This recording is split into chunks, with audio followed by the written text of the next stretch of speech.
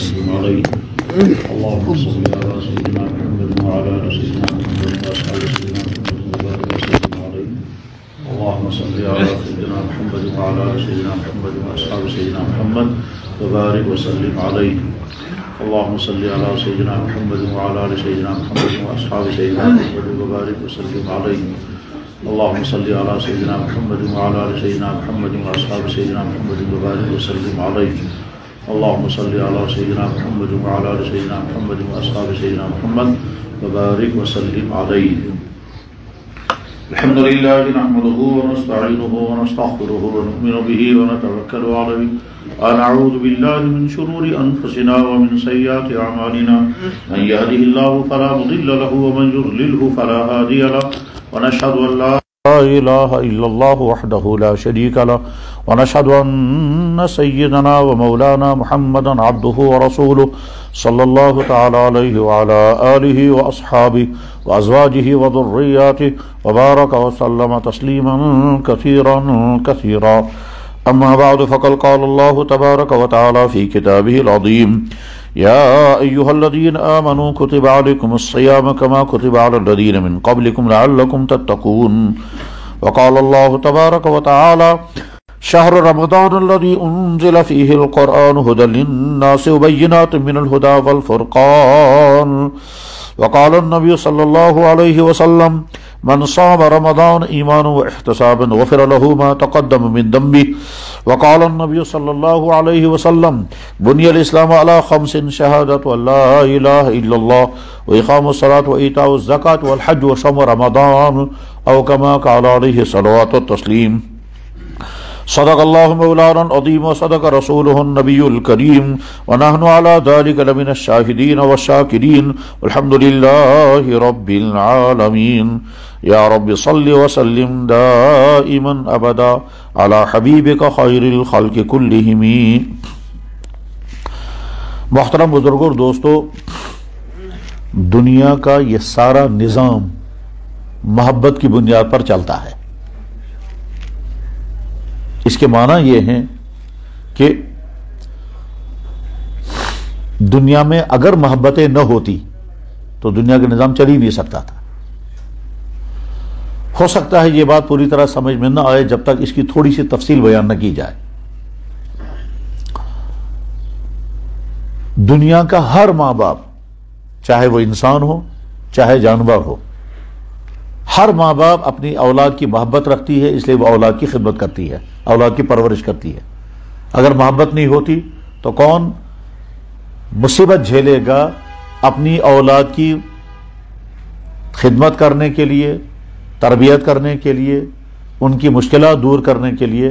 کیونکہ ماں باپ کے دل میں محبت ہے. اس محبت کا نتیجہ یہ ہے کہ وہ اولاد کی ہر تکلیف جھیلنے کے لیے تیار ہوتے ہیں. انسانوں کا معاملہ بھی ایسا ہی ہے، جانوروں کا معاملہ ایسا ہی ہے.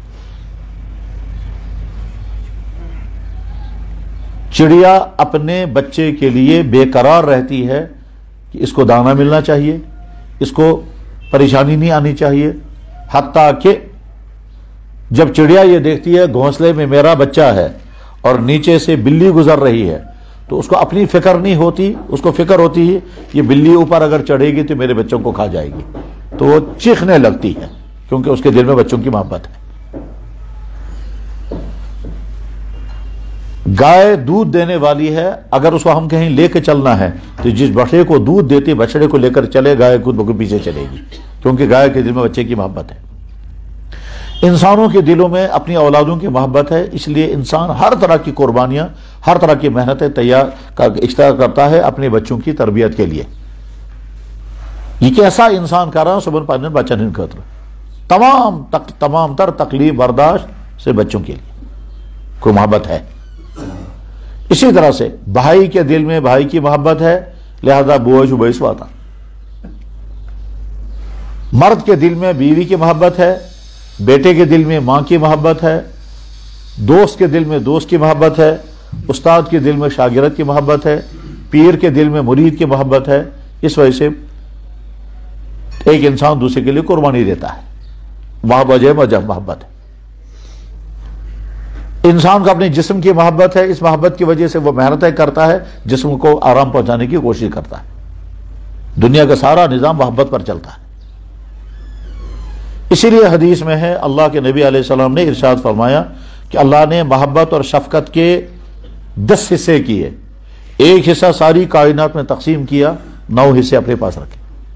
تو اس کا مطلب یہ ہے کہ اللہ کو اپنے ہر مخلوق، ان میں انسان بھی ہیں، دوسری مخلوقات بھی ہیں، بہت زیادہ محبت ہے. اس لیے کہ جب 9 حصے اپنے پاس رکھے ہیں تو محبتوں کی کوئی حد ہی نہیں ہوگی. چنانچہ خود جناب رسول اکرم صلی اللہ علیہ وسلم نے ارشاد فرمایا الخلق عیال اللہ، تمام مخلوق اللہ کا عیال ہے. فاحب الخلق الی اللہ من احسن الی عیالہ، اللہ کے نظر میں سب سے پیارا انسان وہ ہے جو اللہ کے عیال کے ساتھ اچھا تعلق کرے، اللہ کے عیال کے ساتھ حسن سلوک کرے. اس کا مطلب یہ ہے کہ انسان کیڑے کو بھی تکلیف نہیں پہنچانا چاہیے، یہاں تک کہ انسان تکلیف پہنچانے والے کو بھی تکلیف نہ پہنچائے. ایک دفعہ ایک بزرگ کو میں نے دیکھا کہ وہ ہاتھ میں لے کے جا رہا تھا وہ گاگر سال. میں نے پوچھا کیا ہے یہ؟ کہنے لگا چوہا اس میں پھنس گیا ہے. تو میں نے کہا مار دو. کہنے لگا نہیں ماریں گے کیوں، یہ بھی اللہ کی مخلوق ہے. بتا روٹو کیا ہے دمن گھر میں نقصان کر رہا تھا. تو میں نے کہا مارتے کیوں نہیں؟ کہنے لگا ماریں گے نہیں، ہم دور لے جا کر جنگل میں ڈالیں گے، اس کو بھی زندہ رہنے کا حق ہے. تو بڑی سمجھداری کی بات ہے. ہم تو عام طور پر کہیں گے مار دو، لیکن اس شخص نے کیا کیا، اس کے نقصان سے اپنے آپ کو بچایا. گھر میں چوہے کے پنجرے میں چوہے کو پکڑا، زندہ تھا وہ، اور اس کو دور لے جا کر کے پہنچایا.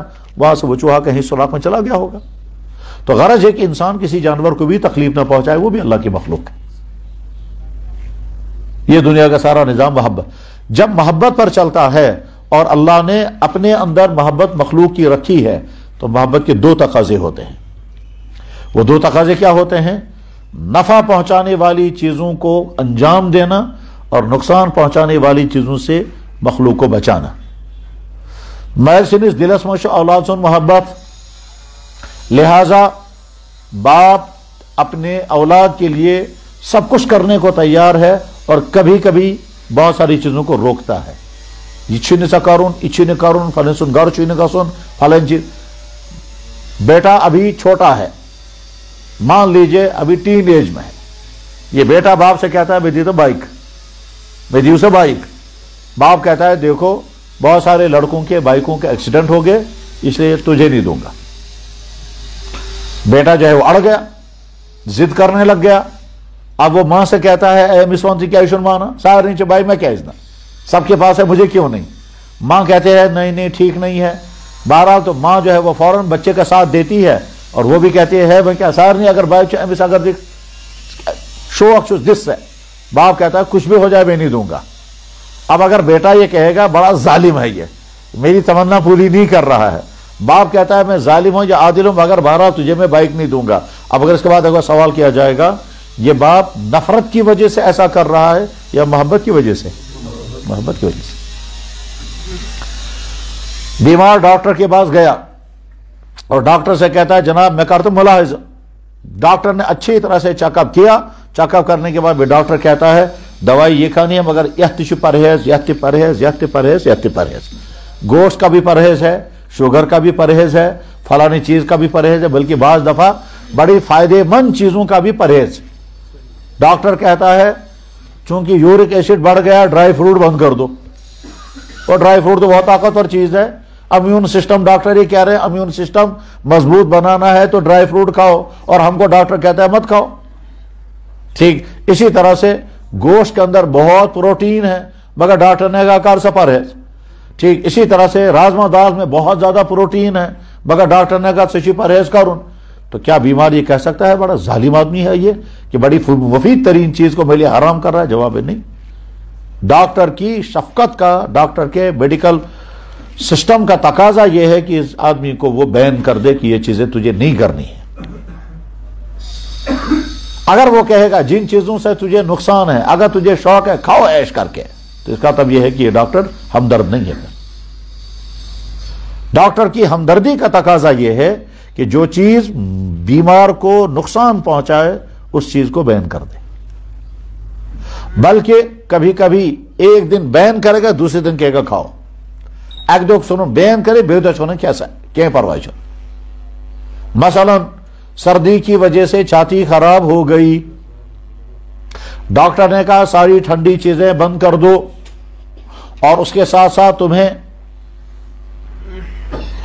کشمیری لوگ سردیوں میں بھی دہی بہت استعمال کرتے ہیں، کشیر میں شو وندس مجھ آسان زومت دود استعمال کرو اور فائدہ چاہت مز، مگر صرف کشمیر میں ہے، یہ کشمیر کے دائیں اور بائیں علاقے میں کہیں نہیں، یہ صرف کشمیر میں ہے۔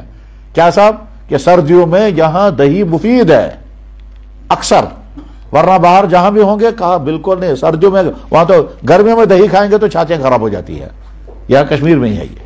تو کشمیر کا موسم، یہاں کی غذائیوں کا نظام، یہاں کی طبیعتیں بالکل الگ ہیں۔ اگر وندس من کن دل ژھانڈنا کہاں زومت دود تم آسان تھا دپان سے کیا بنا زومت دود وندس میں، اور یہاں آپ دیکھتے ہیں روز کھاتے ہیں، شام کو باہر برف گر رہی ہوتی ہے، اندر زومت دود کھا رہے ہوتے ہیں۔ تو خیر دہی کھانا مفید ہے، مگر اگر چھاتی خراب ہوگی ڈاکٹر نے کہا زومت دود کر بند، لسٹ چاہیے بالکل تھی، ٹھنڈی چیزیں بند کر دو، ایم کو پرہیز اچھی طرح سے کرنے کے بعد یہ ٹھیک ہو گیا۔ ٹھیک ہونے کے بعد چونکہ اس نے گرم غذائیں بہت کھائی تھی اس لیے معدے میں گرمی ہو گئی، تو ڈاکٹر نے کہا کہ اب آج کے بعد تم گرم غذائیں بند کر دو، سرد غذائیں کھاؤ، زومت دود لسٹ چیزیں خوب۔ تو اگر یہ ڈاکٹر بیمار کہے گا کہ بڑا عجیب انسان ہے، چند دنوں پہلے تو آپ نے بند کر دیا، آج کہتے ہیں کھاؤ، تو ڈاکٹر کہے گا اس دن میڈیکل کا تقاضا یہ تھا کہ تم کو کھانے کی اجازت دی جائے، آج میڈیکل کا تقاضا ہے کہ تم کو بند کر دیا جائے۔ اس دن میڈیکل کا تقاضا ہے کہ تم کو بین کر دیا جائے، آج میڈیکل کا تقاضا ہے کہ تم کو کھانے کی اجازت دی جائے۔ اب جایا گھر تب ہے آخ ظلم کرتم ڈاکٹر تم سنم بند کرت وہ کیا تو کیا ونا گھر تب سوال تو دویم زہریم گئی تو دوسرا ظلم تم لوگ کر رہے ہو، تو جواب ہے کہ یہ ظلم نہیں ہے، یہ تیرے ساتھ ہمدردی ہے۔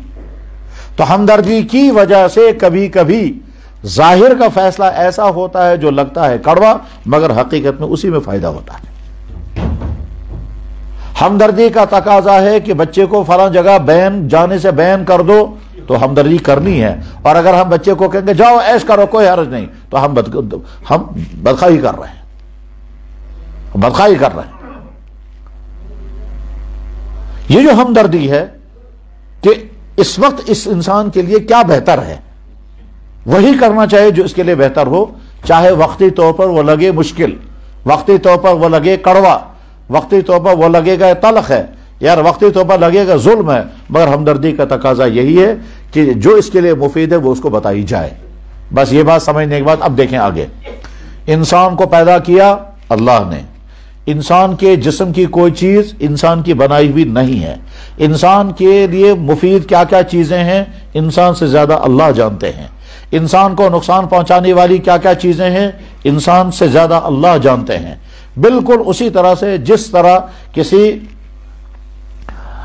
طرح سے کسی آرکیٹیکٹ نے، جس طرح سے کسی انجینئر نے کسی بلڈنگ کو بنایا، وہ جانتا ہے کہ اس بلڈنگ کی کیپیسٹی کتنی ہے، اس کی مضبوطی کتنی ہے، جس طرح سے کسی دوا ساز کمپنی نے دوائی بنائی، وہ جانتے ہیں کہ یہ دوائی کس کام کے لیے استعمال ہوگی، جس طرح سے کسی بڑے ماہر انجینئر نے پل بنایا، وہ جانتا ہے کہ اس پل کے اندر کتنی قوت برداشت۔ اسی طرح سے اللہ نے انسان کو پیدا کیا، اللہ کو علم ہے اس انسان کی قوت برداشت کتنی ہے، اس انسان کے لیے فائدہ کن چیزوں میں ہے، اس انسان کے لیے نقصان پہنچانے والی کون سی چیزیں ہیں، چونکہ اللہ جانتے تھے اس لیے اللہ نے اس انسان کے حالات کے مطابق کچھ چیزوں کو لازم کیا اور کچھ چیزوں کو حرام کر دیا۔ جو چیزیں لازم کر دی وہ بھی انسان کے لیے فائدے کی ہیں، اور جو چیزیں حرام کر دی ہیں ان سے بچنے میں ہی فائدہ ہے۔ جس چیز خداوند نبی صبح حرام کرمت چھو لازماً وہ انسانوں کو نقصان پہنچانے والی ہیں، اس وجہ سے اس کو حرام کیا۔ ایسا کبھی نہیں ہو سکتا کہ ایک چیز انسانوں کے لیے بڑی فائدے مند تھی تو ایسے خدا نے حرام کر دیا، ایسا کبھی نہیں ہوگا، چون ممکن نہیں ہے۔ کیوں؟ اللہ تعالیٰ ایک طرف سے کہہ رہے ہیں یہ ساری دنیا میں نے تمہارے لیے بنائی، پھر اللہ تعالیٰ ساتھ میں فرمائیں گے یہ چیز استعمال مت کرو، تو ہمارے لیے جب بنائے تو ہم منع کیوں کریں گے؟ تو منع اس وجہ سے کریں گے کہ اس میں استعمال میں کوئی نقصان ہوگا۔ ٹھیک ہے سچ استعمال جب وہ نقصان پھر اللہ نے پیدا ہی نہیں کی ہوتی، اچھا تھا یہی، تو اس کی بھی وجہ ہے۔ تخت شاسن کامت کا فلسفہ اور اہم ترین فلسفہ، مثلا زمین سے نکلنے والی تمام چیزیں حلال، अनाज, सब्जियां, फल, सारी चीजें हलाल कर दी सिवाय एक चीज के, वो है चरस। चरस भी जमीन से निकलती है, ये करो हराम। ठीक शुभिया ने हराम करो, तेल अगर खुदा इन पौधे ऐसे करो पैदा ही नहीं किया होता तो अच्छा था। तो जवाब है कि नहीं, चरस के फायदे भी बहुत हैं, उन फायदों का नुकसान हो जाता, इसलिए उन कामों के लिए चरस का इस्तेमाल होगा। अब वो फायदे कहां कहां हैं वो मेडिकल बताएगा कि चरस से क्या क्या दवाइयां, किन किन दवाइयों में फायदा होता है। ये थी श्रीनगर शहर में डॉक्टर, ये थी आज थी। उसने मुझे एक मतलब दिलचस्प बात बताई। क्या लगे आपने सोई देखी है? मैंने कहा हाँ, रोज देखिए। क्या लगा सोई का कोई फायदा आपके लिए? मैंने कहा कोई फायदा नहीं। क्या लगा 20 बीमारियों की दवाई सोई में निकल गई। मैंने कहा गॉड आज बेमार बनते दबन तम से कशन मखलन, मैं तुम सोई से कशन मखलन की कशन बता दबना मखलन तम से। मैं तो बस सोई तो लगाओ तो तुमको पता चलेगा कशन उठेगा या खत्म होगा। क्या लगे ऐसे लगाएंगे तो कशन ये जो है खुजली उठेगी, लेकिन जब उसकी दवाई बनाते हैं तो खुजली खत्म होती है। गरज ये कि दुनिया की कोई चीज अल्लाह ने बेकार नहीं बनाई, बेकार नहीं बनाई। हम समझते हैं ना मक्खियां बेकार हैं, मक्खियों का एक अहम तरीन काम है, अगर वो मक्खियां नहीं होंगी तो एक इन्फेक्शन फैल जाकर इंसान मरेंगे। वो इन्फेक्शन खत्म करती है मक्खी। बैक्टीरिया की सारी साइंस अगर, क्योंकि हमारा टॉपिक ये नहीं है, बैक्टीरिया की सारी साइंस अगर इंसान पढ़ेगा आदमी हैरान होता है कि अल्लाह ने ये जो बैक्टीरिया बनाया ये कैसा क्या क्या करता है। जितना भी ये जाया होने वाली गंदी चीजें हैं, अगर बैक्टीरिया नहीं होगा वो सारे ढेर लग जाएंगे, इस दुनिया में रह ही नहीं सकेगा आदमी। वो तो बैक्टीरिया को खत्म कर देता है। जितनी गजा हमने कुछ खाई कुछ फेंक दी, आफत मुशुक, अगर बैक्टीरिया नहीं होगा, ये सड़ करके खाद अगर नहीं बनेगा तो ऐसा कैसा रहेगा, सारी जमीन भर जाएगी और उसका फिर रह ही नहीं सकेंगे यहां। खैर, तो अल्लाह को अपने बंदों के साथ मोहब्बत है। इस मोहब्बत का तकाजा यह है कि इन बंदों को वो चीजें लाजिम कर देनी चाहिए जो इनके लिए जरूरी फायदेमंद हैं, चाहे उनको समझ में आए या ना आए, और वो चीजें इनके लिए हराम कर देनी चाहिए जो इनको नुकसान पहुंचाते हैं, चाहे उनको समझ में आए या ना आए। तो जो चीजें लाजिम हैं उसी को कहते हैं इबादत, और जो चीजें इंसान के लिए मुजिर हैं उनको अल्लाह हराम कर देते हैं। तो उन्हीं किस्मों में से एक किस्म है कि अल्लाह ताला फरमाते हैं कि कम से कम तुम्हें पूरे साल में एक दिन 12-14 घंटे के लिए फाका रहना होगा, और उस फाका रहने की वजह से तुमको बहुत सारे फायदे होंगे। तखीचवन रोज अल्लाह ने इसने तय किया कि उसमें इंसान के लिए बहुत सारे फायदे हैं, और वो फायदे एक किस्म के नहीं है, हर किस्म के हैं। रूहानी फायदे अलग, अखलाकी फायदे अलग, जिस्मानी फायदे अलग, किरदार के फायदे अलग, बेशुमार फायदे इसी रोजे के अंदर हैं। इसलिए अल्लाह ने कहा मैं तुम पर लाजिम कर देता हूं, या अय्युहल्लज़ीना आमनू कुतिबा अलैकुमुस सियाम, ऐ ईमान वालों तुम पर रोजे फर्ज कर दिए गए। जनाब रसूलुल्लाह सल्लल्लाहु अलैहि वसल्लम से पहले भी हर नबी ने अपनी कौमों को रोजा रखने का हुक्म दिया। कुरान में अल्लाह ताला फरमाते हैं हमने आप पर रोजे फर्ज किए जैसे पहले लोगों पर फर्ज किए थे, उन पर भी तुम पर भी। और फिर फरमाया कि रोजा हम तुम पर फर्ज कर रहे हैं, यह हम तुम पर जुल्म नहीं करना चाहते बल्कि तुम्हारे अंदर तकवा पैदा करना चाहते हैं। और अगर इंसानों में तकवा पैदा हो गया तो इंसान की इंडिविजुअल जिंदगी में और इंसान की सोसाइटी में जितने जराइम है वो सारे खत्म हो जाएंगे अगर तकवा पैदा हो गया। तकवा का मतलब खुदा का डर, और जब ये खुदा का डर पैदा होता है तो फिर क्या होगा, इंसान कोई गलती नहीं करेगा, इंसान कोई जुर्म नहीं करेगा, इंसान कोई खराबी नहीं करेगा, क्योंकि अल्लाह का डर इंसान को हर बुराई से रोकने वाला। अल्लाह का डर पैदा हो गया, ये दफ्तर में है करप्शन नहीं करेगा। अल्लाह का डर पैदा हो गया, या कुर्सी पर बैठा है किसी पर जुल्म नहीं करेगा। अल्लाह का डर पैदा हो गया, या सड़क पर है अपनी आंख को गलत इस्तेमाल नहीं करेगा।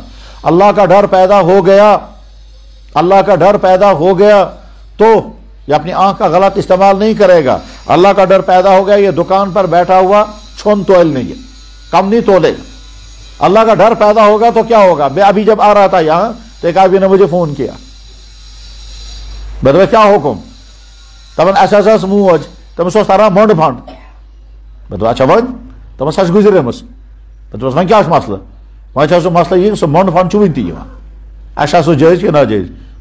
میں نے کہا جب تم کو بیوہ فنڈ تمہاری ماں کو مل رہا تھا, جب وہ مر گئی تم کو وہاں جا کر بولنا تھا نا ہماری ماں مر گئی. تم نے جب بولا نہیں وہ پیسہ آتا رہا ہے. اب آج تم اس کو حلال کرانا چاہتے ہو. یہ غصہ انسان کہتا حلال غصہ, کس نے جو حلال تو ان کا تھا.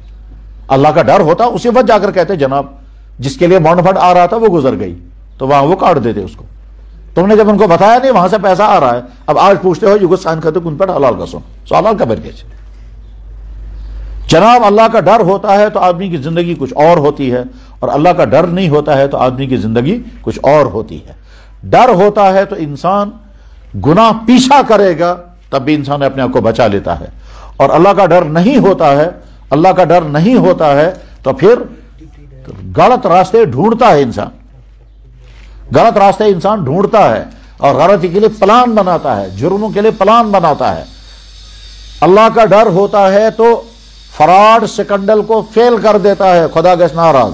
اور اللہ کا ڈر نہیں ہوتا ہے تو سکنڈل خود بناتا ہے اور اس کے بعد پھر سکنڈل کر کے پیسے کماتا اور کیا کیا کرتا ہے. روزے کا مقصد یہ ہے لعلکم تتقون, انسان کے اندر تقوی پیدا ہو گیا. اگر یہ تقوی انسان کے اندر پیدا ہو گیا یہ انسان کبھی غلط نہیں کرے گا, نہ اللہ کے حکم کو توڑے گا, نہ انسانوں کو دکھ پہنچائے گا, نہ انسانوں کو مال کھائے گا, بالکل نہیں. ایک دفعہ میرے پاس ایک آدمی آیا, اس نے کہا ایسا جو ہمارا والد تھے وہ اس کی وفات ہو گئی. میں نے کہا ٹھیک ہے, وہ کیا مقصد؟ کہتا ہے ہم 2 بھائی ہیں, بڑے بھائی صاحب نے زمین زیادہ رکھ لی اور مجھے زمین کم دے دی. میں نے کہا پھر کیا کیسے؟ کہنے لگا 1 کنال اس نے پہلے ہی لے لیا اور اس نے کہا دیکھو میں بڑا تھا, میں نے باپ کے ساتھ محنت کی ہے, میں نے خدمت کی ہے, تم چھوٹے تھے تم نے کچھ نہیں کیا, لہذا 8 کنال تھا وہ پیٹ کر میں 1 کنال اوپر سے لے لوں گا. میں نے کہا چلو بھلا مارو کوئی حرج نہیں, لیکن بہرحال ظلم ہے یہ. اسے بلایا, بلانے کے بعد کہا کیا سے تجھو مول گزرے مت باپ وفات ہو گئی؟ کہنے لگا جی ہاں. تو تم نے 1 کنال زمین علاوہ لیا ہے, زائد لیا ہے؟ کہنے لگا ہاں میں نے 1 کنال زمین زائد لیا ہے. تو میں نے کہا یہ تو انصاف کے خلاف ہے, شریعت کے خلاف ہے. وہ کیا کہتا ہے آپ اپنی شریعت اپنی بات رکھو. یہ کہہ کر اٹھ کے چلا گیا. ٹھیک, یہ کہہ کر اٹھ کے چلا گیا. میں نے ان سے کہا, میں نے کہا بھائی ہم کچھ نہیں کر سکتے, اب جاؤ. ہم یہیں تک کہہ سکتے ہیں, سمجھا لکھ کر دے سکتے ہیں. 5-6 مہینے کے بعد یہ پھر آئے, لیکن اب بڑا بھائی آیا.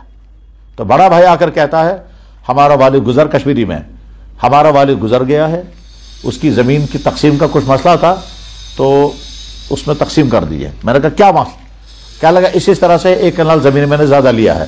جب جو ہی اس نے یہ کہا تو میں نے کہا کہ مجھے لگتا ہے تم اس سے پہلے آئے تھے.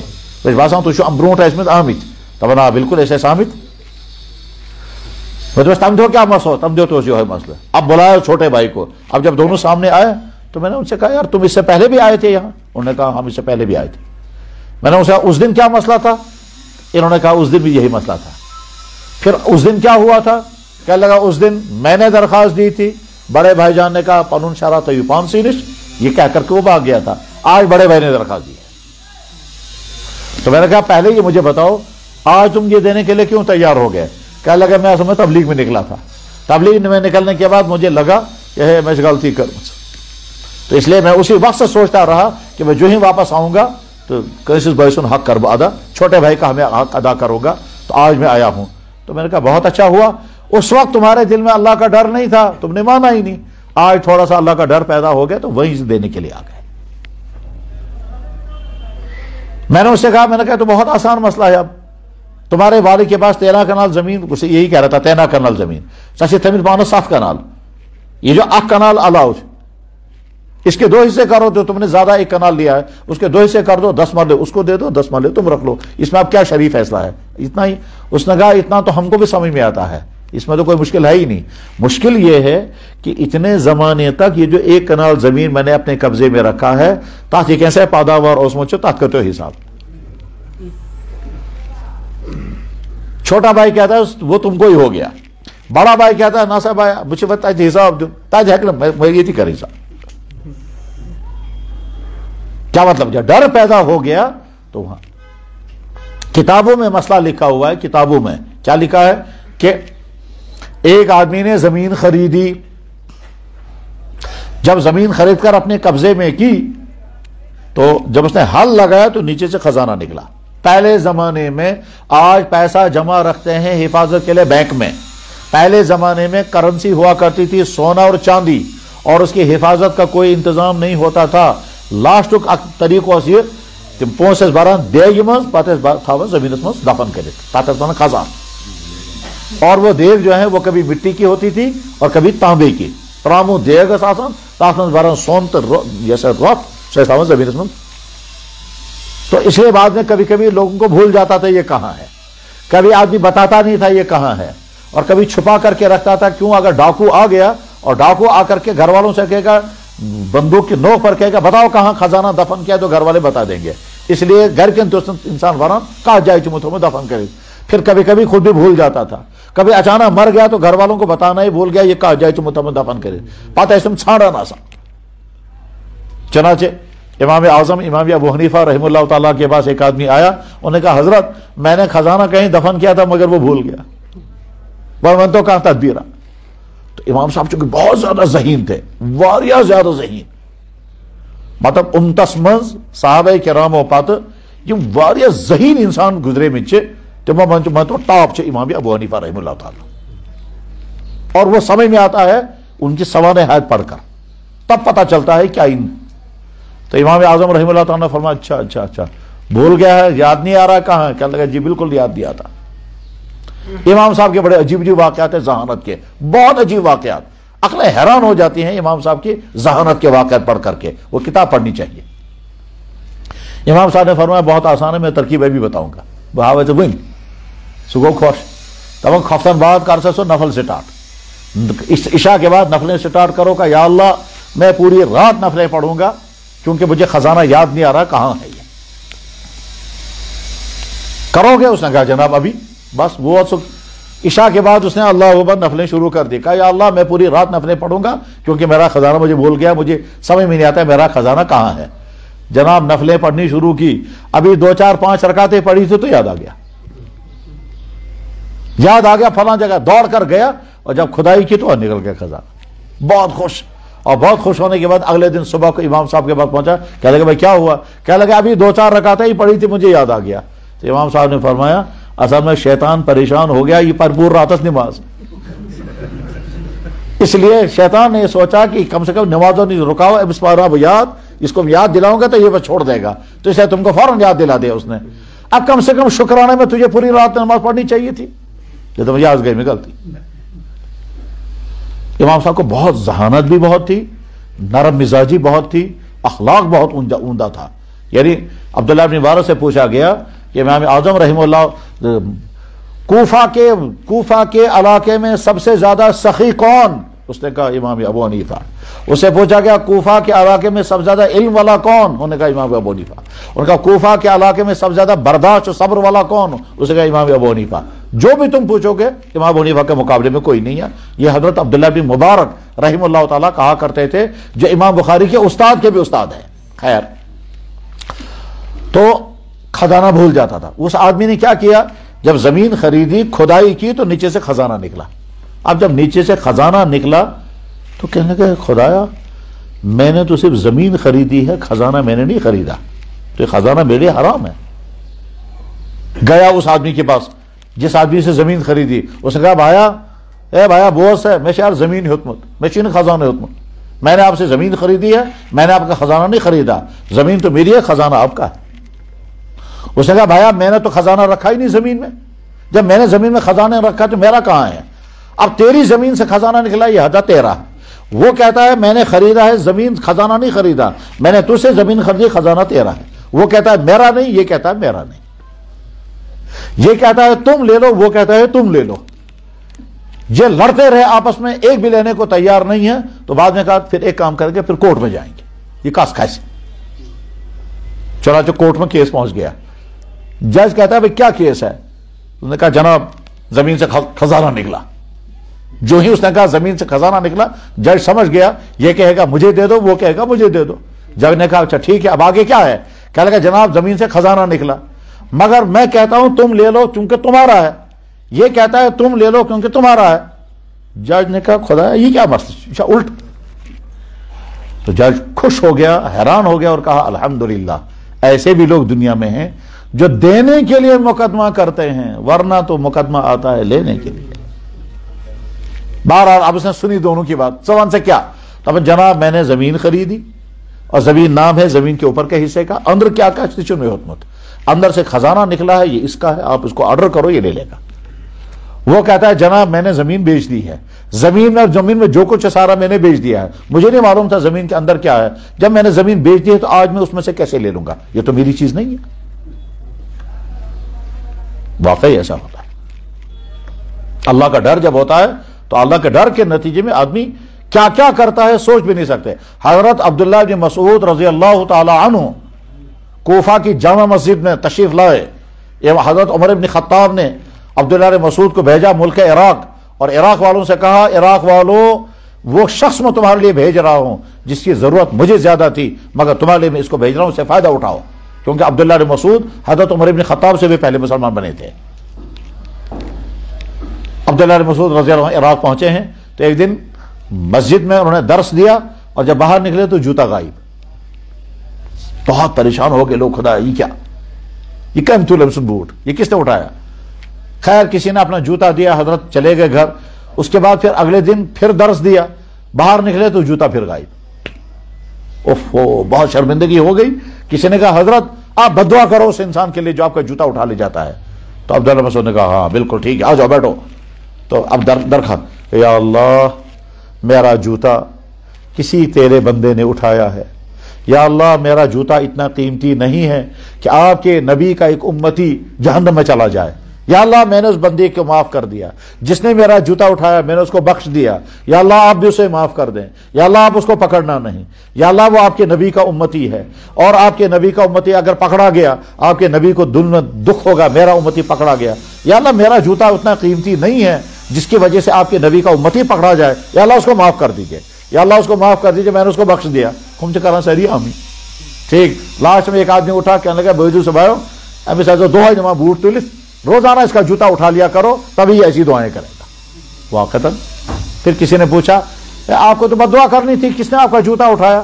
تو کہنے لگے اللہ کے نبی نے ہم کو بد دعا کرنے والا نہیں بنایا, اللہ کے نبی نے ہم کو انسانوں کے لیے رحمت بنایا. اگر اس سے غلطی ہوئی ہے, اگر اس سے غلطی ہوئی, ہاں یہ بھی دعا کی یا اللہ اگر اس کی عادت ہے تو اس کی عادت چھوڑا دیجئے, اور اگر اس نے مجبور ہو کر چوری کی ہے یا اللہ اس کی مجبوریاں دور کر دیجئے, اس کا غیب کے خزانوں سے مدد کرے تاکہ وہ چوری کرنے کی عادت چھوڑ دے. ایسی نیک دعائیں. بہرحال جج سوچتا رہا اب میں یہ خزانہ اس کو دوں گا یا اس کو دوں گا. یہ کہتا ہے میں نے زمین خریدی میں نہیں دوں گا, خزانہ اسی کا ہے. وہ کہتا ہے میں نے زمین بیچ دی ہے, زمین کے اندر جو کچھ ہے وہ بھی اس کا. آسمان یہ کیسا سسور میں کن مت, یہ میں نے بیچ دیا میں کیسے لوں گا واپس.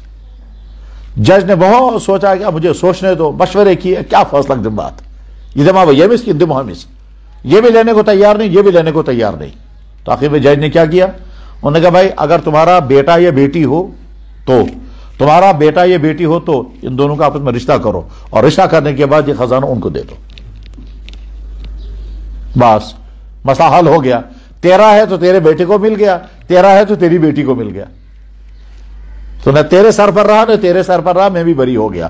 اللہ کا ڈر جب انسان کو پیدا ہوتا ہے, جناب رات کے اندھیرے میں تنہائیوں میں بھی انسان گناہ سے بچتا ہے.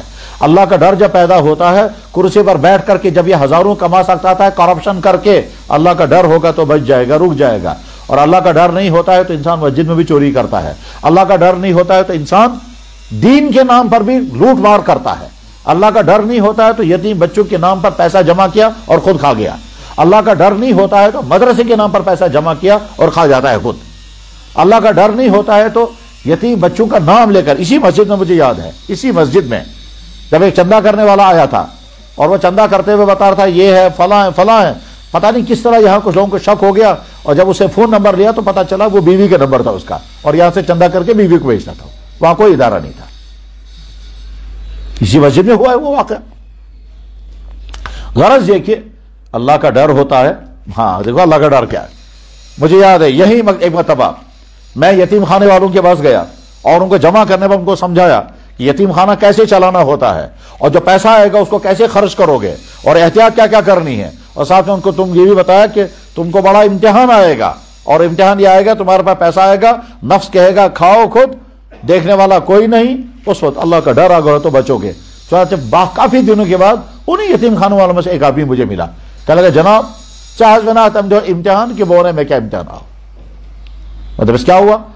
کہنے لگے ایک کشمیری کہیں باہر کے ملک میں، وہ وہاں سے یہاں گھر آیا تھا 2-3 مہینے کے لیے، اس نے مجھے کہا میں بوجھ پوچھوں کہتا ہے یتیم خان کا بنا اسے چلاؤ یتیم خان، اس نے کہا میں اس کے پہنچ دوں مگر ونجن کے استعمال میں کچھ پیسے دوں گا بولنا کسی کو نہیں، اس نے لا کر ایک اماؤنٹ مجھے دیا اور کہا نہ رسید نہ ونج کے سب کر جو خرچ، کہتا ہے میں نے لیا وہ پیسہ، جب جیب میں رکھا تو میں آؤ کاخ اندر کس کاخ وہی آیا اندر سے، کہنے لگا جناب سگو، کہتا ہے مجھے دل میں خیال ہے مجھے اتنے سال ہو گئے یتیم خانہ چلاتے چلاتے، اگر میں تنخواہ ایسے روٹوں سکوت ایسے بھریوں دل تھا وہی پہنچ یہ پیسہ بھی خود رکھوں گا، پتہ کس کو چلے گا، دیکھے گا کون، اس نے ویسے بھی کہا ہے رسید مجھے نہیں چاہیے، ہمارے یتیم خانے میں جو دوسرے ممبرز ہیں ان کو بھی پتہ نہیں ہے پیسہ کس نے دیا، کہنے لگے مجھے ایک خیال آتا ہے یہ پہنچ تھا پانس، دوسرا خیال آتا ہے نہ خدا رہی،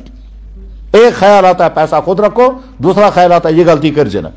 جناب ایک ہفتے تک اندر سے جنگ چل رہی ہے، پیسہ ہے جیب میں اور اندر جنگ چل رہی ہے، ایک خیال آتا ہے ایسی غلطی مت کرنا، دوسرا خیال آتا ہے کیا پرواہ چاہیے تھا محنت کرے چاہیے تھا کاغذ کو تجھے اتنی محنت، اگر اتحان 500 تھا کیا پرواہ ٹھیک، کہتے ہیں میں رات دن ایک کرتا تھا تو مجھے بھی حق ہے کچھ نہ کچھ محنتانہ لینے کا، باقی اگر تنخواہ نہیں مانچے ایسا اگر فلین تنخواہ میں چون تنخواہ تھی نا لہٰذا اتحان 500 کہتے ہیں 1 مہینے تک یہ جنگ چلتا ہی رہی، ایک دن مجھے اچھا کہا بیوی نے بھی کہا سوچا کہتا سوچا کیا دلیل ہے تم اس کیا وانا پہ میں کیا دلیل ہے، اس لیے تم اس تو ون میں کی میں نے کچھ نہیں بتایا کیا مسئلہ ہے، کہتا ہے ایک دن میں رات کو خدا وہی کیسا مین خود بہتر تھی آؤ تمہیں وہی، کہتا ہے میں بار بار اپنے آپ کو سمجھاتا تھا ٹھیک نہیں ہے، لیکن اندر سے مجھے خیال آتا تھا جائز آسن سچے زیستہ محنت کرمس جائز ہے چان کہتا کیا چون جائز سچے زیستہ محنت کرمس، کہتا ہے یہ مجھے خیال آتا تھا بعد میں، پھر خیال آتا تھا کسی سے پوچھوں گا، لیکن ساتھ میں خیال آتا تھا اگر تمہیں ناجائز تو مسئلہ گیس کھاتا ہوں، کہتا ہے یہ سارا سوچتے سوچتے ایک دن میں رات کو آنکھ کھل گئی، میں سوچا چلو میں اللہ اسے کہوں گا، میں اٹھا تہجد کی نماز پڑھی دعا کی یا اللہ اب جو میرے لیے بہتر ہوگا وہ مجھے دکھا دیجیے، کہتا ہے فجر کی نماز پڑھ کے جب میں سویا تو میں نے دیکھا مجھے چاندس میں صرف اور سارف میں اتس میں رٹت سو کوشش کر رہا میں کہ چوک سانپ ہے وہ مجھے کاٹنے کی کوشش کر رہا ہے، میں کہہ رہا ہوں یار اس سانپ کو پھینکوں گا، کبھی کہتا ہے نہیں جیب میں رکھوں گا، پھر سوچتا ہوں اگر جیب میں رکھوں گا تو یہ مجھے کاٹے گا، پھر سوچتا ہوں نہیں پھینکوں گا، کہتا ہے اسی سوچ میں تھا میں اور میں آنکھ کھل گئی تو میں دبن اسی وقت سمجھ میں آ گیا چاندس میں شمی سر،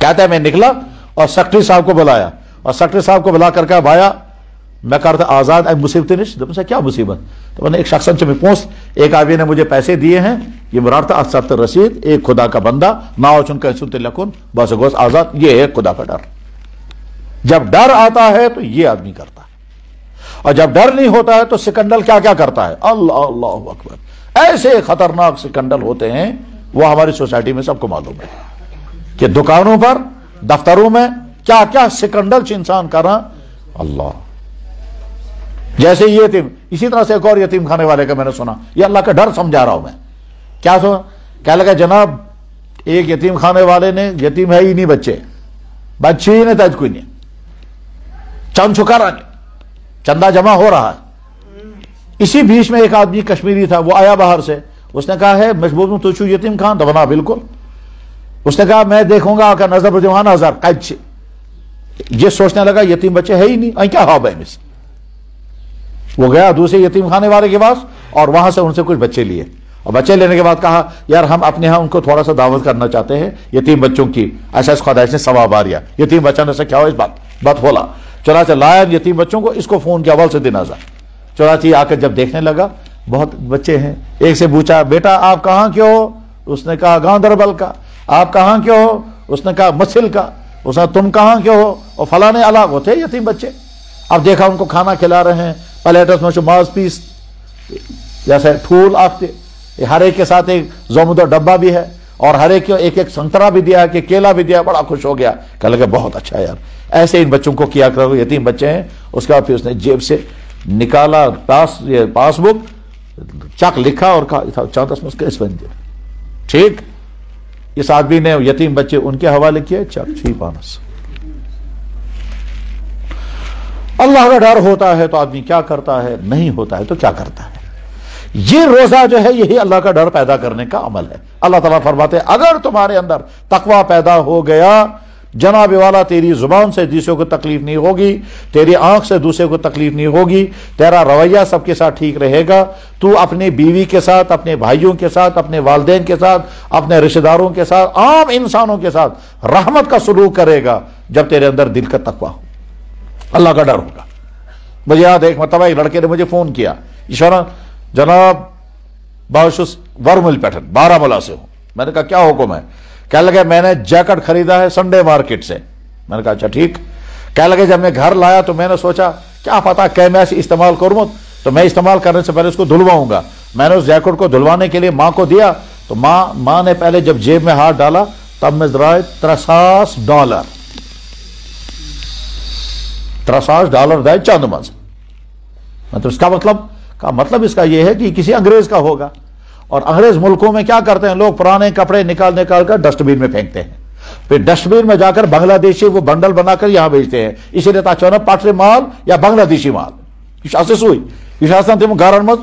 یہاں بھی جو مالدار لوگ ہیں جب سوٹ 2-4 مرتبہ پہن لیا اب کون پہنے گا، اب یہ آؤٹ آف فیشن ہو گیا تو اٹھا کے پھینک دیں گے یا دوسروں کو دیتے ہیں۔ تو اسی طرح سے وہاں انگریز ملکوں میں مالدار لوگ پرانی جیکٹیں نکال تب ساتھ بیچارے مسجد کو چاندس نظر دی، اس لیے چاندس میں پونس روز میں $63 یہ $63 یہ کوتا کو واری بوڑ رقم مشن پتا ابھی حساب کیا ہے۔ اگر $60-70 کا ڈالر ہوگا $3000 کے حساب جب لگائیں گے تو بہت بڑی رقم۔ میں نے کہا اچھا ٹھیک ہے اب کیا ہے؟ کیا لگا جناب میں نے جیکٹ خریدا ہے، یہ جو $3000 نکلا ہے جیب سے، مجھے بتائیے یہ میرے لیے حلال ہے کہ نہ حرام؟ میں تو صاحب آیا مبارک سے کس کر آو یہ جذب کہ بپرسا یم $3000 سے میں خطر جائز کہ ناجائز، یہ جذبہ کیسے آ گیا؟ یہ وہ اللہ کا ڈر کہاں آئے گا؟ وہ انگریز نہ جانے کس ملک کا ہوگا سو یہ ہمیں چھاڑنے والے سے میں $3000 دی، لیکن یہ اللہ کا ڈر یہ ہے۔ اللہ کا ڈر یہ ہے، جب یہ اللہ کا ڈر پیدا ہوتا ہے اس کے بعد انسان بالکل سٹریٹ جناب انسان فاقہ کرنے کو برداشت ہو جائے گا مگر حرام کھانے کو تیار نہیں ہوگا، انسان خود پر مصیبت مول لے گا مگر دوسرے کو تکلیف نہیں پہنچائے گا، کیونکہ اللہ کا ڈر اگر ہوگا۔ اللہ کا ڈر بڑی عجیب چیز ہے۔ روزے کا ایک بڑا فائدہ یہ ہے اللہ کا خوف پیدا ہو جائے۔ جب یہ اللہ کا خوف پیدا ہو جائے گا جناب اندھیرے میں اللہ اکبر اللہ کا ڈر جب پیدا ہوتا ہے تو پھر کیا ہوتا ہے؟ کتابوں میں لکھا ہوا ہے، بس بڑے برونی واقعہ پورمت کتابوں میں اخبار میں نے واقعہ پڑھا۔ خیر اللہ کے ڈر کے واقعات بڑے عجیب ہوتے ہیں۔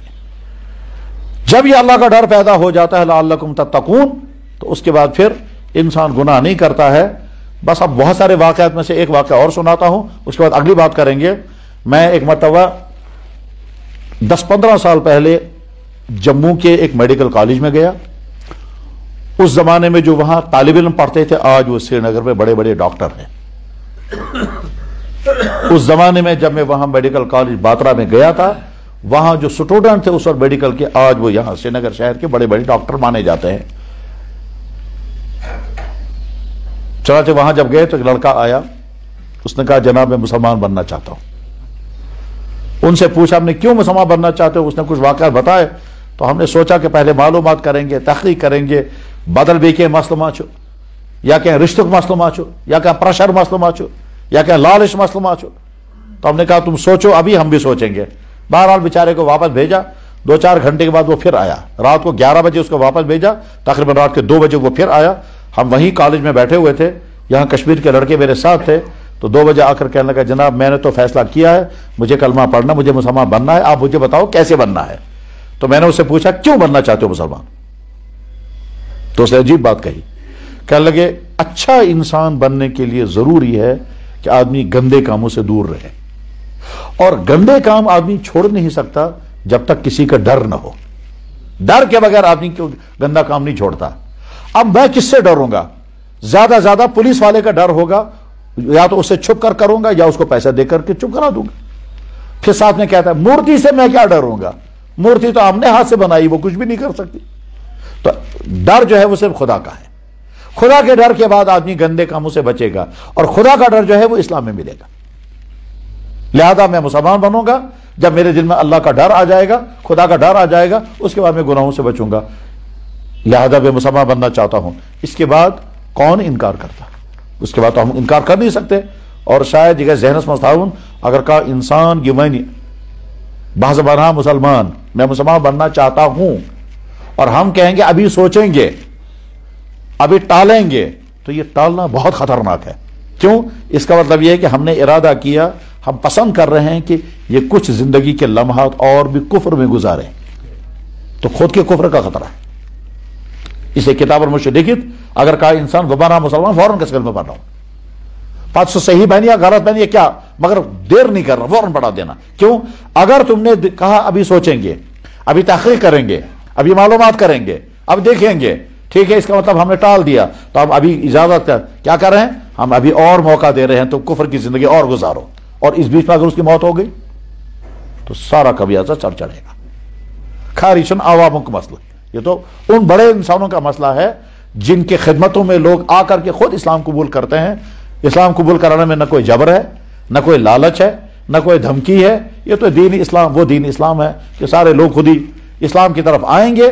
تو جیسے کشمیر کی تاریخ یہی بتاتی ہے کہ حضرت سید عبد الرحمن بلبل رحمہ اللہ تعالی ایک مسافر، ایک پردیسی، ایک غیر ملکی چائنا سے یہاں کشمیر آئے اور یہاں کے بادشاہ سے ملاقات کی اور اس کے سامنے اسلام پیش کیا تو بادشاہ مسلمان ہو گیا. بنیو رنچن سے بنیو صدر الدین. دومسٹرنس مٹھن حضرت شاہ ہمدان رحمہ اللہ تعالی 50 سال کے بعد کشمیر تشریف لائے اور یہاں کے تمام اس زمانے کے لوگوں نے بڑی خوشی کے ساتھ، بڑے جذبے کے ساتھ اسلام قبول کیا. شاہ ہمدان نے نہ کوئی تلوار چلائی، نہ کوئی جبر کیا، نہ کوئی لالچ دیا، نہ کوئی پریشر، نہ کوئی دھوکہ، کچھ نہیں. لوگ خود بخود دھڑا دھڑ اسلام کی طرف مائل ہوتے گئے. اسلام کو رحمت سمجھ کر اسلام قبول کرتے گئے. اسلام ہے ہی رحمت.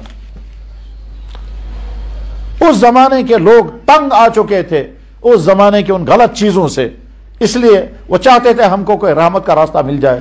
شاہ ہمدان رحمہ اللہ تعالیٰ نے جب ان کے سامنے اسلام کا رحمت پیش کیا تو لوگ دھڑا دھڑ اسلام میں داخل ہوتے گئے اور مسلمان بنتے گئے. اور اسی وقت سے پھر کشمیر میں کفر کے نشانات مٹتے گئے، اسلام کے نشانات پھیلتے گئے. تو دعویٰ اسلام جبر کا مذہب نہیں، دھوکے کا، لالچ کا مذہب نہیں. اسلام حق ہے، اسلام سچائیوں کا دین ہے. سب کے سامنے سچائی پیش کرے گا انسان، اور اسلام خود انسانوں کو اپنی طرف کھینچتا ہے. یہاں تک کہ جو خطرناک سے خطرناک اسلام کا دشمن ہوتا ہے وہ جب اسلام کو پڑھتا ہے تو اندر سے اس کا دل کہنے لگتا ہے یار سچ یہی ہے، حق یہی ہے. اور بے شمار تاریخ واقعات ہیں. غرض یہ کہ اس لڑکے نے جب یہ کہا کہ جناب میں اچھا انسان بننا چاہتا ہوں، مگر اچھا انسان بننے کے لیے ضروری ہے برائیوں سے بچوں، اور برائیوں سے بچنے کے لیے ضروری ہے کہ میں اللہ کا ڈر، اور اللہ کا ڈر اسلام میں ہے. چنانچہ اس نے کلمہ پڑھا، اور کلمہ پڑھنے کے بعد پھر کھڑے ہو کر کہا، کشمیری لڑکے وہاں تھے، کہا اب میں تمہیں دکھاؤں گا مسلمان کیسا ہوتا ہے، میں تم جیسا تھوڑی بنوں گا. بعد میں وہ لڑکا واللہ عالم کہاں چلا گیا، کیا ہوا اس کا ہمیں نہیں معلوم ہے، لیکن وہ جموں باٹرا کے میڈیکل کالج میں باہر کسی اسٹیٹ کا تھا، یہاں کا کشمیر کا نہیں تھا. روزے کے ذریعے سے اللہ کا ڈر انسان کے دل میں آتا ہے. اب جب اللہ تعالیٰ شاہ نے رمضان المبارک کا مہینہ ہم کو عطا کیا تو نمبر 1 شوق کے ساتھ روزے رکھنے ہیں، لیکن روزے رکھنے کے ساتھ ساتھ اس روزے کو خراب نہیں کرنا ہے. آج کے زمانے میں سب سے بڑی پریشانی یہ ہے کہ کچھ لوگ تو روزہ ہی رکھنے کو تیار نہیں، اور جو لوگ روزہ رکھتے ہیں وہ روزے کو خراب کرنے سے رکتے نہیں. روزہ رکھا پھر روزے کو خراب کیا. وہ کیسے؟ جب روزہ رکھا پھر دن بھر بکواس کی، غیبت کی، لعن طعن کیا، بد کلامی کی، آنکھوں کا گناہ، کمانے کا گناہ، خرچ کرنے کا گناہ، ٹھیک ان تمام کی وجہ سے شام کو آدمی جتنا کمائے تو سب برباد ہو گیا. اس لیے روزے کے اثرات نہیں پڑتے. دنیا میں کوئی انسان ایسا نہیں ہے جس پنہ کامہ سام ہے ہی نہ، جو وہ کر رہا ہے جی نظر بچا برونٹ پکان کن پات بزنس کرنے والا کچھ دنوں کے بعد دیکھتا ہے میرا بزنس آگے جا رہا ہے کہ پیچھے. دوائی کھانے والا فوراً دیکھتا ہے میں گوا فائدہ کننا والا فوراً ڈاکٹر کے پاس جا کر کہے گا جناب اتنے دن ہو گئے دوائی کھاتے کھاتے مجھے کوئی فائدہ ہی نہیں ہوا. اور ہم روزہ رکھ کر کے نہیں دیکھتے ہیں ہمارے اندر تقویٰ پیدا ہو رہا ہے یا نہیں.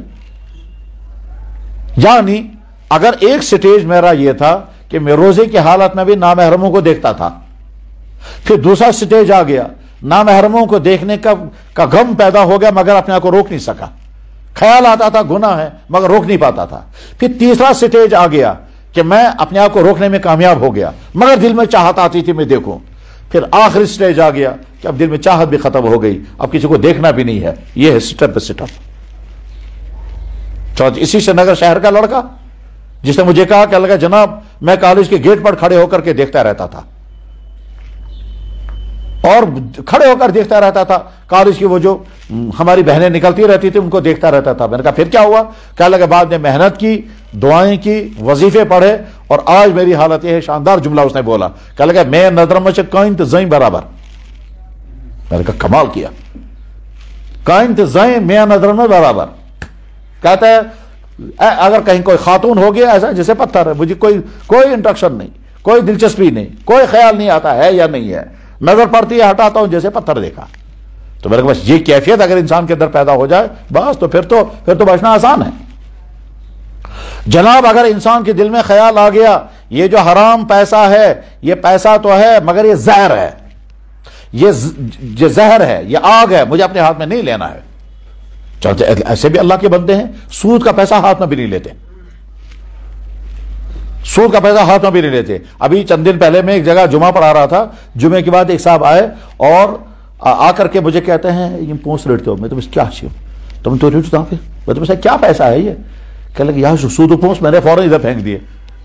کہتے یا انٹرسٹ پونس یا خوش کرو تاج دیجو بتائی فوراً ممبرس پیٹر.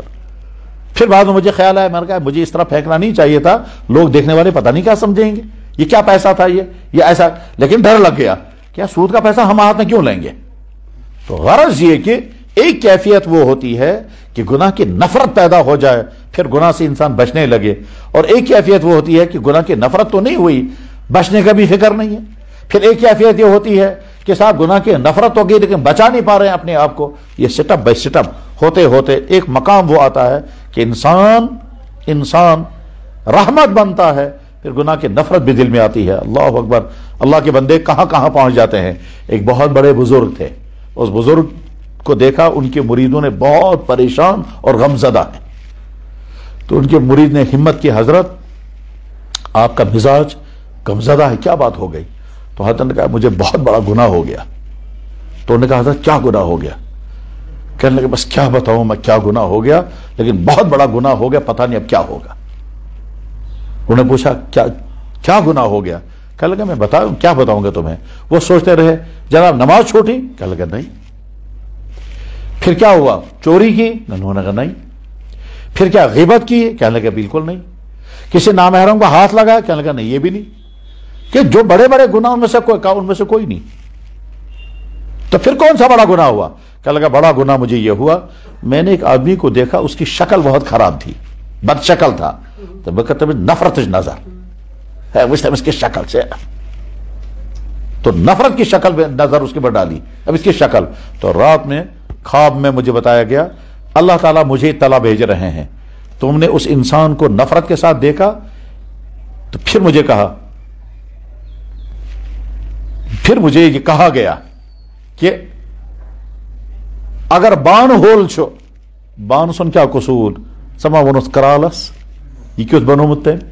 اس وقت میں سمجھ گیا اللہ تعالیٰ مجھ سے ناراض ہو گئے, اور ناراض اس لیے ہو گئے کیا کہ میرے بنائے ہوئے بندے کو تو نے نفرت کے ساتھ کیوں دیکھا, اس بیچارے کیا قصور ہو تو میں نے بنایا تھا. تو بس اب اللہ تعالیٰ شانو مجھے پتہ نہیں کون سی سزا دیں گے, میرے بنائے ہوئے پر تو نے نفرت کی ہے, اس بیچارے کا کیا قصور تھا. کہتے بس یہ مجھ سے غلطی ہو گئی, اب نہیں معلوم کیا پکڑ آئے گی. اللہ تو میری بنائی ہوئی چیز پر تو نے نفرت کی ہے, حکارت نظر ترتا تم سن کیا قصور, وہ میں نے بنایا. سمن تھا بانس کے سمنوس کرالس,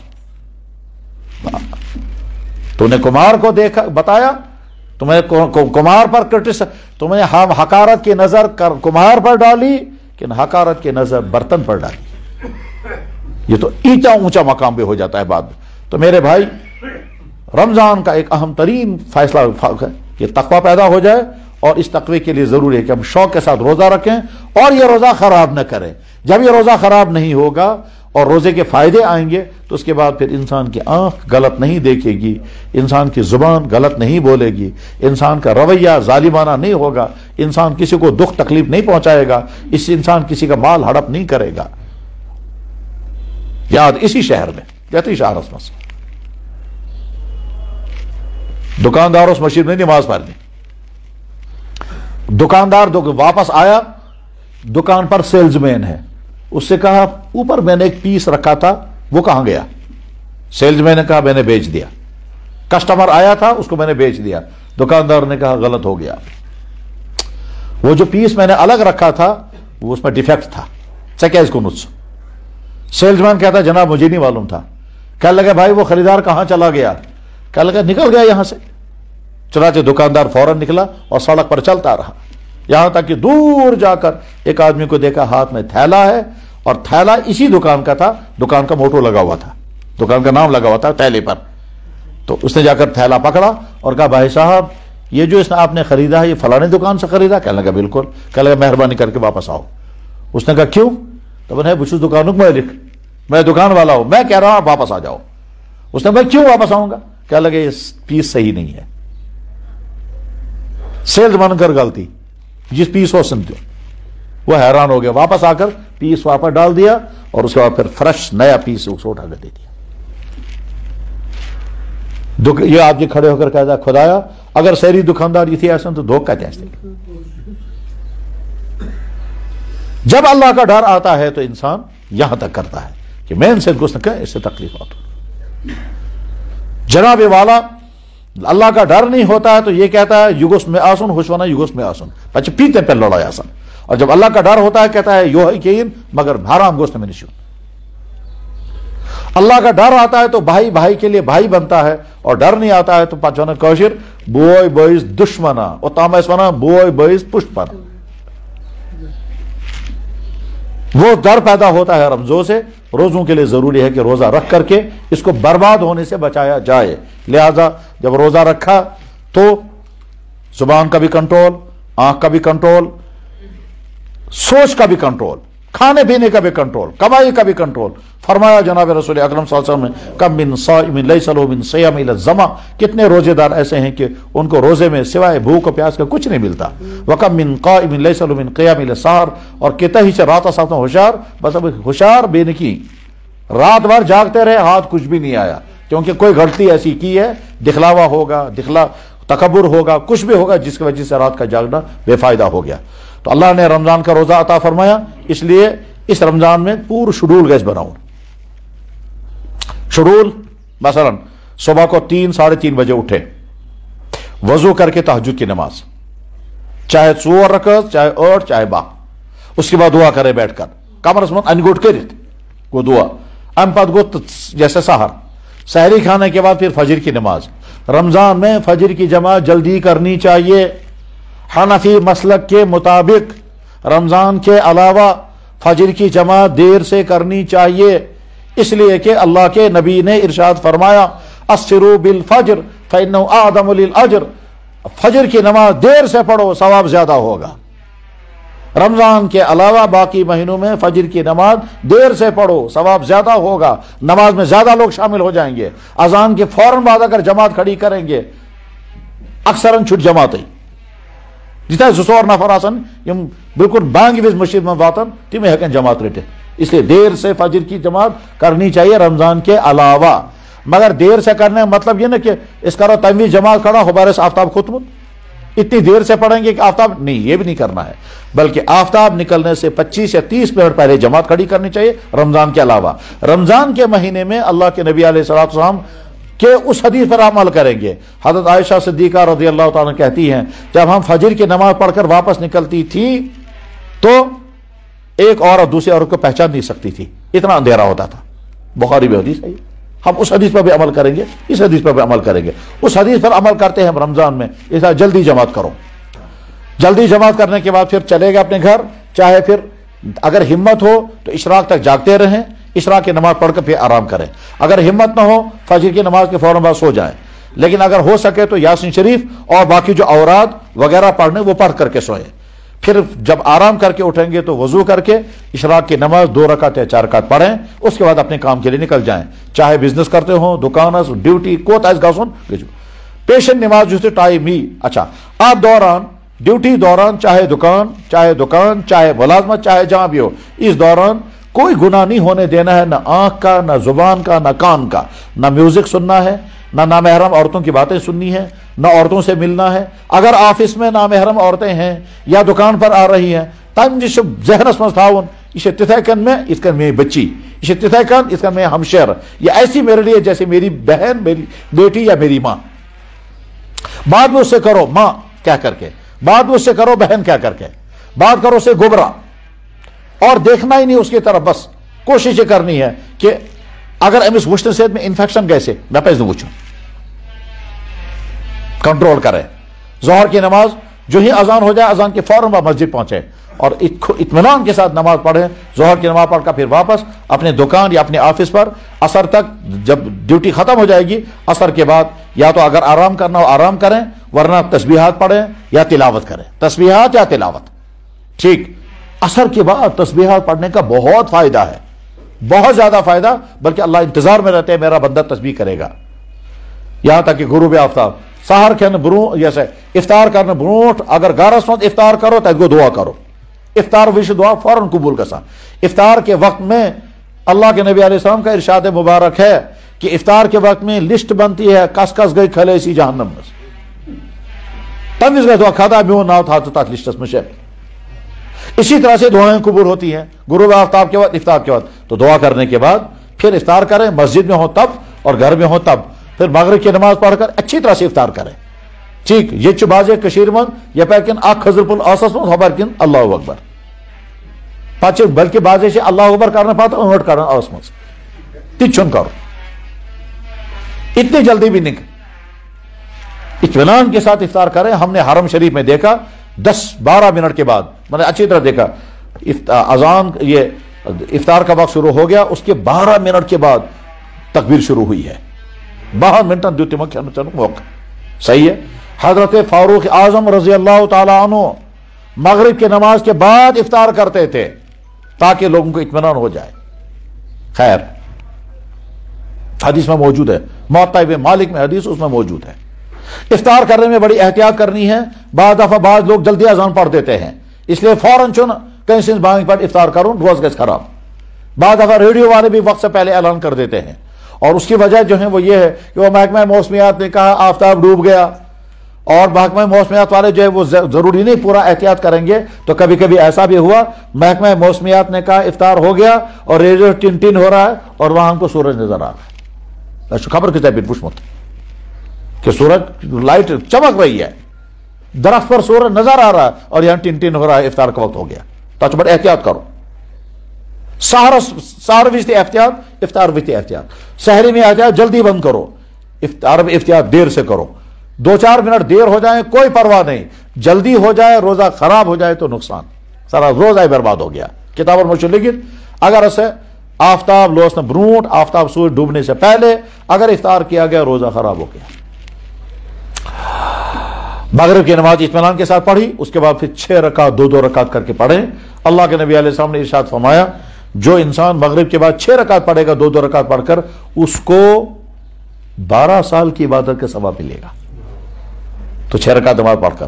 لیکن اگر بہت زیادہ بھوک ہے اور برداشت نہیں ہو رہا ہے کوئی حرج نہیں، آپ جاؤ گھر میں کھانا کھاؤ، کھانا کھانے کے بعد پھر وہیں گھر میں 6 رکعت نماز پڑھو 2-2 رکعت پڑھ کے، کوئی مشکل نہیں. اس کے بعد پھر عشاء کی نماز کے لیے تیار ہو جائیں. عشاء کی نماز مسجد میں پڑھیں، امام کے پیچھے پڑھیں. تراویح اس کے بعد نماز ہوگی، تراویح ہوگی. تراویح رحمت ہی رحمت ہے، نعمت ہی نعمت ہے. اور یہ اللہ کے نبی نے فرمایا میں نے تمہارے لیے، اللہ نے تم پر رمضان کے روزے فرض کیے، میں نے رات کا قیام تم پر سنت کر دیا. رات کا قیام کا مطلب یہی تراویح ہے. اللہ کے نبی نے جو تراویح پڑھی تھی ساری رات پڑھی تھی، رات کو سوئے ہی نہیں. ہم تو تھوڑی دیر. اچھا یہ جو ہم تراویح پڑھتے ہیں آٹھ مز گیس اصل پڑھ انسان اشن کا احسان کرا. ہم نے کوئی قربانی نہیں دی. قربانی کیوں نہیں دی؟ اس لیے کہ جب ہم تراویح پڑھتے ہیں تو کب سے کب تک فارغ ہو جاتے ہیں؟ اگر 8:30 بجے شروع آسن کرن قرآن تراویح اگر آئے 1.5 گھنٹے لگے 10 بجے سے فارغ گژھان جس 1.5 گھنٹے اگر یہ نماز خطر آئے تو گھر میں جب رکھیں گے تو کیا کریں گے اس 1.5 گھنٹے میں؟ گھر کیا کرو کی نا یا پھرنیا کھائیں گے یا نون چائے پیئیں گے اڈیسن ججیر تم وقت چاواں اڈیسن ٹی وی بھی کیا کریں. کل کو جب تراویح ختم ہو جائے گی ہم دیکھیں گے یہی ٹائم گھر میں برباد ہو رہا ہے. ہم یہ نہیں کہتے تھے خدایا ایسا شونگن ایسے قربانی تو لہٰذا ہم تراویح پڑھ رہے ہیں. نہیں, ویسے بھی یہ ٹائم ہم کو بیکار گزارنا ہے. ویسے بھی لوگ آج کل 10:30-11 بجے سے پہلے نہیں سوتے تو ہم نے کیا قربانی دی؟ اس لیے ہم نہیں کر. لیکن اب مطلب چن یہ تھی کہ ضائع نہیں. جب انسان نماز کے کھڑا ہوتا ہے اللہ کو بہت خوشی ہوتی ہے اور بندہ جو ہے وہ بستر چھوڑ کر ساگر گہرے ایسے ڈوک دیتا ایسے بھی ایسے نون چائے چوا یا بھی, لیکن اللہ تعالیٰ لیکن اللہ کی محبت میں وہ نماز کے لیے کھڑا ہے تو شوق کے ساتھ تراویح پڑھے. تراویح پڑھنے کے بعد پھر گھر جا کر آرام کریں. یہ ہے مختصر سا شیڈول. اس میں کیا کیا نماز آئی؟ 5 نمازیں فرض بھی آ گئی, 3 نمازیں ایکسٹرا آ گئی, ایک تہجد اور ایک اوابین اور ایک اشراق. اور اس کے بعد پھر اس 20 کے ٹائم میں قرآن کریم کی تلاوت کا اپنا نظام خود بنائیں اور کم سے کم ایک ختم قرآن ہو جانا چاہیے رمضان شریف میں. یہ تو ہے مختصر سا نصاب. اور اس کے بعد پھر رمضان کے مہینے میں آخری عشرے کا اعتکاف بھی کرنا ہوتا ہے اور اگر سعادت نصیب ہو جائے تو اعتکاف کرنا چاہیے اور جب اعتکاف کریں گے تو بس پھر تو نعمت ہی نعمت ہے. رمضان شریف میں بہت ساری چیزوں میں کنسیشنیں بھی ہیں. تاکہ میں سے غلط فہمی تھی. مثلا روزے کی حالت میں نہانے کی اجازت, روزے کی حالت میں تیل لگانے کی اجازت, روزے کی حالت میں بیمار ہو جائیں انجیکشن کرنے کی اجازت, روزے کی حالت میں خون دینا پڑے خون چڑھانا پڑے اجازت ہے, روزے کی حالت میں گلوکوز چلانا پڑے اجازت ہے. ان تمام چیزوں سے چھن روز پھٹا سمجھن چیز روز میں پھٹے خصوصاً انجیکشن آتے عموماً سمجھا کہ صاحب اس سے روزہ ٹوٹ جائے گا. حالانکہ ہم تو سال سے بتاتے رہے یہاں کہ صاحب انجیکشن کرنے سے روزہ نہیں ٹوٹتا ہے. البتہ بلا ضرورت کے کوئی انجیکشن نہیں کرے گا. دانت نکالنے سے روزہ نہیں ٹوٹتا. مس کاسن سے پھٹنے روز. اسی طرح سے بھول کر کے کھایا خیالی روزہ امچو یار بیرت روزہ نہیں ٹوٹا, روزہ صحیح ہے. بڑی دلچسپ بات یہ ہے اگر اخ انسان روز کس حالتس مز آسہ زینت مینت چو ام اخ پیس روز پوٹ اور اخ انسان اگر روز کس حالتس مز امس روز خیال ہی یار برت کیوں, اس کے بعد خیال آئے بہت روز در روزہ نہیں ٹوٹا. یہ جو خدا سن فاصلہ بلکہ کتابن میں ات لکھت اگر بجرس مز کا انسان ایسے اگر بڑھاپے میں ہے اور وہ کھانا کھانا شروع کر دے اور آپ کو سمجھ میں آ گیا ہے امس روز خیال بس روز در کیا پز کر جس کھانے دو اس کو. یہ تھوڑا اثر پہ کھی پتہ ون سے چار صاحب تم روز در امس فوراً خیال ہائے ہائے ہائے میں روز خیال ہی نہیں میں کیوں. اور اگر جوان لڑکا ہوگا تو فوراً کو شاید آپ روزے میں ہیں سمجھ گئے غلطی سرخ کی پاؤں. لیکن بھول کر کھانے سے روزہ نہیں ٹوٹتا ہے. جان بوجھ کر کھائیں گے اخ پیوت روز پھٹ اور مشرب گو انسان کھو یڑ بھرت روز پھٹنے کی. تچ حدیث پاکس من فرماؤ جناب رسول اکرم صلی اللہ علیہ وسلم یہ اللہ تعالیٰ اس کو جان بوجھ کر کھلا رہے ہیں. امس سن ذہن مزے کڑی روز در کیا سے اصل بیٹھن بہت اس پائے سے یاد تم اسے روز در. اچھا بول کر کے کھایا روزہ نہیں ٹوٹا مگر امس ہوتی خیال پیو اس نے سوچا شاید ایسے میں روز پھٹمت لہذا وہیں ہم بھی اب جو کھائے گا اب ٹوٹے گا روزہ. بس موکلی ہوئی تھی. ات من بایا بڑا اہم مسئلہ اس عموماً سین علماء چھن بیان کران یا چھن ہیکان کرت یا تات کن چھن خیالی گژھان. سو چھ بڑا اہم مسئلہ مگر کیا ہو رہا سو گو مستورات. خواتین کا مسئلہ یہ ہے کہ مستورات کو اگر یہ گب خور آسان بیک حساب آسان تمس روز تراؤنک اجازت روزہ چھوڑنے کی اجازت. فرض کرو یم ماہ سیام اخ سوئیں مستورات اخ سوئیں بچی بیک حساب اس نے روزہ نہیں رکھا ٹھیک. ماہ سیام پتہ زاو بچہ ریت زاس دۄیہِ ریت داد ٲٹھ ریت داد کار زاد نہ ریت زاس یس بچہ زاو دویم وری لی दोयमिस वरियस मज आसि ये खातून तमिस पन्निस बच्चस दूध दिवान, ठीक। अब ये पूछ रही है मुझे रोजा रखना है, जवाब नहीं, आप छोड़ दो रोजा। गोयस दोयम आम त्रेयम वरी ये अमिस आव, ये त्रेयम वरी अमिस बच्चस वन ते दूध दिवान, वन ते दूध दिवान, क्या वह मा गई वरी अमिस पो, दोयम वरी अमिस बच्चस वन ते दूध दिवान, ठीक। गो त्रेयम आम गई त्रम आम, मुमकिन अगर खुदायन वेसमुत आसे युथी चोरिम माह आव अमिस खुदायन दोयम वमेद दिसमस, ठीक। अमिस खुदायन दोयम वमेद यह वन मे रोजदार बिहुन कि ना, क्या मनोस कार से त्राव से रोज, ठीक। छोड़ दिया रोजा, रोजा छोड़ने के बाद फिर युथे वह पंचम रमजान आओ, पंचम आओ ना, पंचम रमजान, पंचम रमजान आओ अम दिस दोयमी बच्चस दूध दिवान, गो यह रोज थे, ठीक। युथे वह शेम रमजान आओ, शेमिस रमजान मज अगर हमिस गोडनिकिस दोयमिस बच्चस अगर वरी न पूर गमित अमिस मा दूध दिन, और अगर खुदायन त्रेयम वमेद दिसमस इतकन गई जमा यम 5-7 रमजान, पत वन वे 5-7 रमजान यह बोझ तमिस हापत जनाब वह कत 6 रमजान वह 6 रत रोजदार बिहान, यह है मस्तूरात का बहुत बड़ा मसला, और बहुत औरतों का ये केस है। उमूमन सैन उलमा नहीं बयान करा सैन तो या तो ख्याल ही रोजान या तो हमथी न इसका सोनो। अब अगर औरतों को कहते हैं रोजा दमन है 6 रतन कुछ बे रोजदार, मैं वन तो क्या शॉर्टकट वन तो मैं कैसा बुकोता पोस कर अदा तो बुगस यह लगा अकुई हाल जनाब वाला क्या युथे वंद यी वंदस मज 3 रेत 3 महीने सर्दियों के ऐसे हैं जिन 3 महीनों में आसानी के साथ इंसान रोजा रख सकता है। दिसंबर, जनवरी, फरवरी तथ मज बे खानदार दी दिन कुर्बानी तो सही बुत सचे सहरस वातान, ठीक। ऐसा इकवटे सहर खेवान, इकवटे इफ्तार करान, हमिस युथी साथ बनो पे इंसान सुन मिजाज, इंसान सुन मिजाज ये कुन मुश्किल काम खा अगर कह इंसान साथ चना दिवान सह सहल बसान, खुसूसन जबास अकिस बेकिस साथ दिवान सहल गसान। मस्तूरातन अगर घरस मज वारिया हेवी काम है, खानदार अगर थोड़ा थोड़ा हाथ बास तमिस सहल गसान, दपन मे बासे हुई न, और अगर सह बिहित आस दपन है क्या पान चुका बिहित उसे बस यह है ये तो मदद देनी चाहिए। तो 3 महीने 1 साल रमजान में 3 महीने 3 रतन को दोयमिस वंदस में तो 6 रत गई पूर, लेकिन बहरहाल मस्तूरात को ये रोजे रखने हैं, ये फर्ज हैं। अब मस्तूरात पूछती हैं अच्छा बेका वक्त चलो आज साइन अक्सर मुफ्तियन ये सवाल करना, उनमें से एक सवाल यही आता है जनाब मैं प्रेगनेंट हूं मैं कोता पूछ दून, जनाब मैं बच्चे को दूध पिला रही हूं मैं कोता पूछ दून, ता जवाब कोई पैसा नहीं देना है, आपको रोजा रखना है सही रोजदार भी तो मैंने कार बहम को रोजदार तो जिलसो नॉर्मल हालत मज आ सो बच्चे खलास गसी पे दूध मोकलायत तम भी चाहिए, ये सुनने को भी औरत तैयार नहीं आज। बहरहाल अपनी मस्तूरात की ये फिक्र करनी है, जब इस वहीं कैसे मस्तूरात बुजर आओ और बुढ़ापा आ गया और बुढ़ापा आने के बाद अब वो रोजा रखने के काबिल नहीं है और हिम्मत नहीं है, वाकई हिम्मत नहीं है, उस वक्त इस औरत को इन रोजों का फिदिया अदा करना है और जो फिदिया बना पर तमीज के हिसाब तम दमान के हिसाब चुनाच ओतर कोर में एक शख्सन फोन ये यमी शाहरुख तम वो में अश मोज बीमार हमारी वालदा बीमार है, हमें बताइए हमें कितना फिदिया अदा करना है पूरे महीने का। मैंने कहा ठीक है मैं हिसाब करता हूं, उसने मुझे कहा ज्यादा से ज्यादा जितना है वो भी बताइए और कम से कम जितना है वो भी बताइए।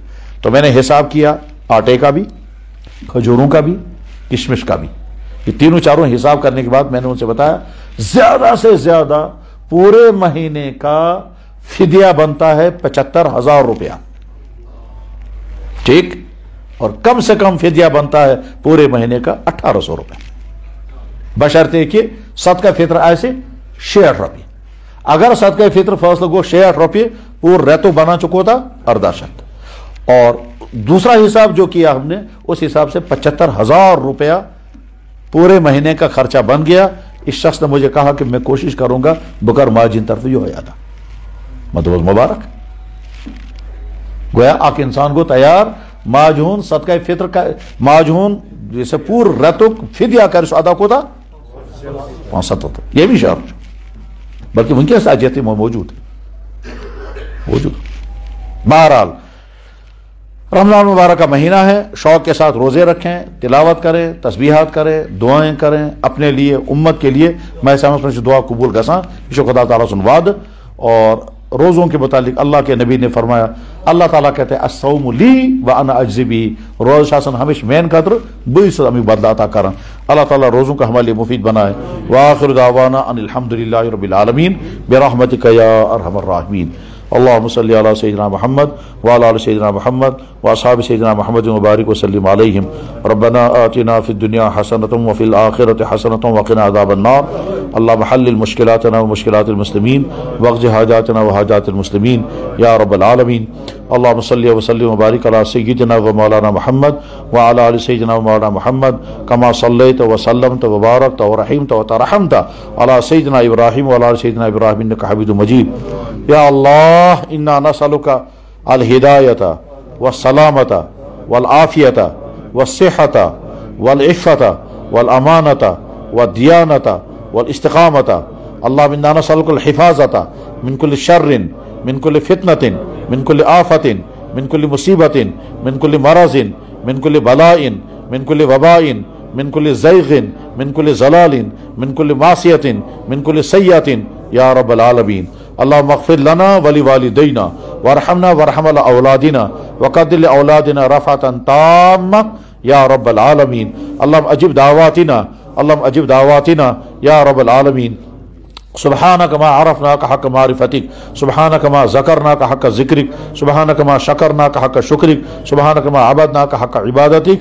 اللهم انصر الاسلام والمسلمين، اللهم انصر امة محمد صلى الله عليه وسلم، اللهم احفظ امة محمد صلى الله عليه وسلم، اللهم اكرم امة محمد صلى الله عليه وسلم، اللهم تجاوز عن سيئات امة محمد صلى الله عليه وسلم، اللهم الف بين قلوب امة محمد صلى الله عليه وسلم يا رب العالمين. سبحان ربك رب العزة عما يصفون، سلام على المرسلين والحمد لله.